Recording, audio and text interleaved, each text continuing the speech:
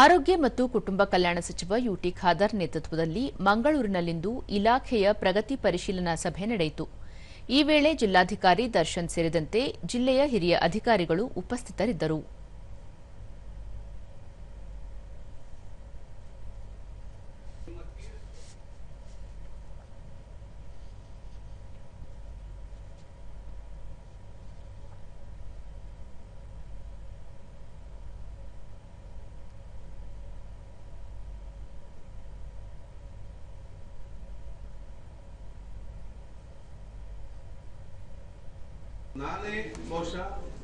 ಬಳಿಕ ಯುಟಿ ಖಾದರ್ ರಾಜ್ಯದ ಸರ್ಕಾರಿ ಆಸ್ಪತ್ರೆಗಳಲ್ಲಿ ವೈದ್ಯರ ಕೊರತೆ ಇರುವುದನ್ನು ಸರ್ಕಾರ ಮನಗಂಡಿದೆ. ಈ ಹಿನ್ನೆಲೆಯಲ್ಲಿ ಖಾಯಂ ನೇಮಕಾತಿಯಾಗುವವರೆಗೂ ಗುತ್ತಿಗೆ ಆಧಾರದಲ್ಲಿ ವೈದ್ಯರನ್ನು ನೇಮಕ ಮಾಡಲಾಗುವುದು. ಆನಂತರ ಹಂತ ಹಂತವಾಗಿ ವಿವಿಧ ಹುದ್ದೆಗಳ ಭರ್ತಿ ಮಾಡಲಾಗುವುದು.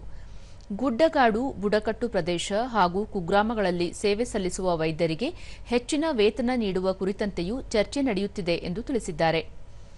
ರಾಜ್ಯದ ಸರ್ಕಾರಿ ಆಸ್ಪತ್ರೆಗಳಲ್ಲಿ ಸುಮಾರು 900 ವೈದ್ಯರ ಹುದ್ದೆಗಳು ಖಾಲಿ ಇದ್ದು, ಶೀಘ್ರದಲ್ಲಿ ಭರ್ತಿಗೆ ಕ್ರಮ ಕೈಗೊಳ್ಳಬೇಕು.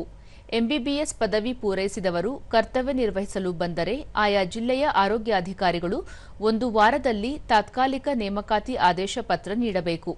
ಇಲ್ಲದಿದ್ದಲ್ಲಿ ಸಂಬಂಧಪಟ್ಟ ಅಧಿಕಾರಿಗಳನ್ನು ಹೊಣೆಗಾರರನ್ನಾಗಿ ಮಾಡಲಾಗುವುದು ಎಂದು ಹೇಳಿದರು. ಪದ್ಧತಿ ಇದೆ. ಆವಾಗ ಹೆಚ್ಚಿನ ಡಾಕ್ಟರ್ಗಳು ಬಂದು ಸೇರ್ತಾ ಇದ್ರು. ಯಾಕೆ ನಮಗೆ ಜಾಬ್ ಸೆಕ್ಯೂರಿಟಿ ಇದೆ ಅಂತ ಹೇಳಿ. ಈಗ ಅದು ಇರಲಿಲ್ಲ.